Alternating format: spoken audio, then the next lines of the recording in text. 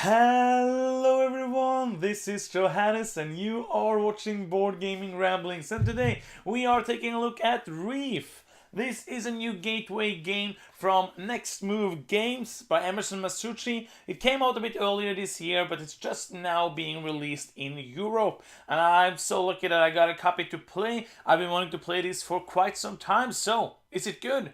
Let's take a really quick look on how the rules are and then we come back and see what I think about Reef.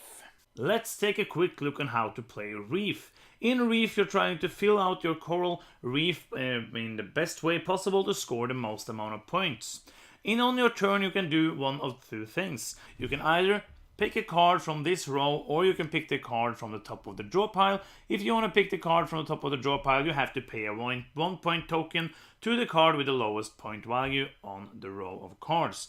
I'm going to take the card and add it to my hand.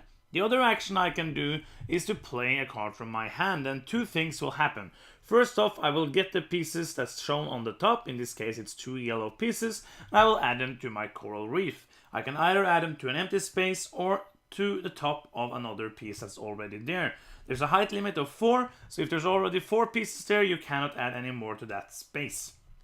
After you added the pieces, you will then get to trigger the scoring of the card.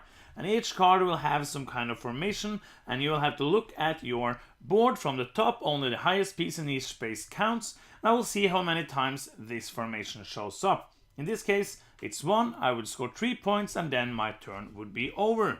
You're going to play doing actions every time it's your turn until either there's no more cards in the deck, or if one of the colored pieces runs out. After that, you're going to count points and see who has the most of them, and the player with the most points is the winner of Reef.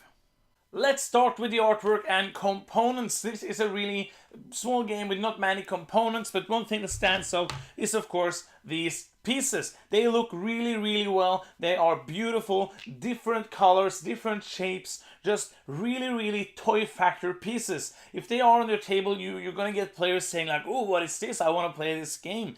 This is a great way to get people who don't usually play games, and for me, who usually plays these dry Euro games that looks like dry Euro games, having these toys on the table will make people really intrigued. This just right here is a great reason to use this as a gateway game. Hopefully it's fun as well, but just this really good. Other than that, the cards are really easy to read. I enjoy the artwork. Not really a lot of artwork here, but they are easy to read, really easy to understand the scoring. What I really like is the artwork on this box. Like, you will, if you don't like this box, you don't like it, that's okay, but this box I really like. I especially like that they wrap the artwork around so that the artwork is visible and is going around the sides, which usually games don't do. So just something about this game when you look at it, sorry for the glare, I'm not gonna have this in the frame anymore. Just something when you look at this game that makes you want to play it. So artwork and components is top notch. Let's go to gameplay. This is a really simple game to teach, which makes it a really good gateway game, because the gameplay in this is very fun. It's a very fun game. I have enjoyed all my plays. I think I played 7 or 8 times with 2 players, 3 players, and 4 players. All player counts plays really well. All player counts plays really quick, like half an hour gameplay time, which is great for this kind of games because it's easy to get into it. You can teach the game, set it up and teach it in about 10 minutes. Then you can play it 2 times in under 1.5 hours with teaching and setup and teardown. This is just fun. I really like that you have to try to see the cards. It's a tactical game because you can have a little plan with the cards in your hand, and whenever a card comes up that you want, you should try to have a room in your hand so that you can get it and try to put it into your kind of programming your actions, because you have to plan ahead in this game.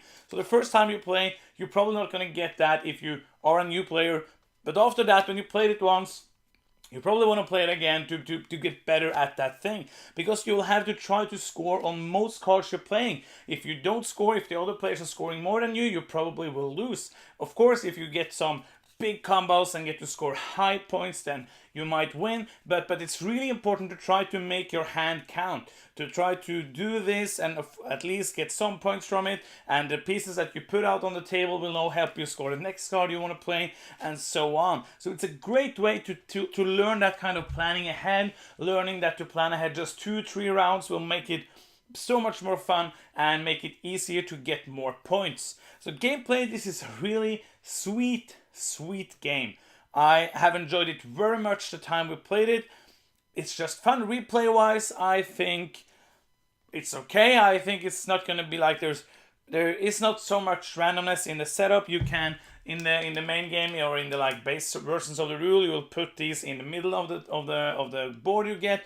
You can also play like an advanced variant where you get these four and you can place them wherever you want except for the middle. So you get kind of a different beginning, different start. That will change up the game a little bit. But as the game is so quick, I don't really feel like it needs more variability than it already has. So it's gonna work well if you're gonna play it once in a while or introduce this to people. This is a fun game to play, even though you played many games. I've had a lot of fun playing this game, Reef. Absolutely, it's a fantastic game. It looks great. It has to be one of the best gateway games I've ever played.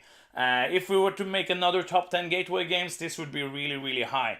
For many reasons, especially because it's short, easy to teach, and easy to play. And that's kind of final thoughts in that before me saying it's final thoughts time. So basically, if you need another gateway game, get this. It's really fun. It's great game.